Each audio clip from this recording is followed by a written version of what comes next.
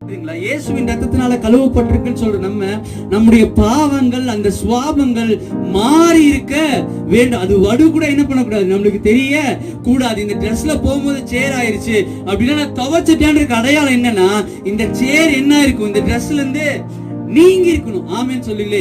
அந்த காய் எனக்குள்ள இருந்து ஆறி இருக்க வேண்டும். அப்படி ஆறலைனா இன்னும் அது சரியாகவில்லை என்று அர்த்தம். ஆமென் சொல்லுங்களா. அப்ப ரட்சிக்கப்பட்ட ஜனத்தின் அடையாளம், முதல் அடையாளம் என்னன்னா, இயேசுவின் ரத்தத்தினால கழுவப்பட்டதுதான் முதல் அடையாளம். கழுவப்பட்டிருக்கிறோம்னா நம்ம அந்த பாவத்தை, அந்த சாபத்தை ஜெயித்திருக்கிற வேண்டும். ஆமென் சொல்லுங்களே. நம்ம இயேசுவின் ரத்தத்தினால கழுவப்பட்டிருக்கேன், ஆண்டவர் எனக்குள்ள இருக்கிறாரு, ஆண்டவர் என்ன நடத்துறாருன்னு சொல்றோம். ஆனா அந்த சுவாபம் என்ன பண்ணல, மாறவே இல்ல. ஆமென் சொல்லுங்களே. அதான் ஒரு வாக்கியம் நான் பைபிள் காலேஜ் படிக்கும் போது நான் யோசிச்சு எழுதுனது. எழுதியிருப்பாங்க, ரட்சிப்பை ஆண்டவர் தர முடியும், இயேசு கிறிஸ்துவனால ரட்சிக்க முடியும். ஆனா சுபாவத்தை யார் மாற்றி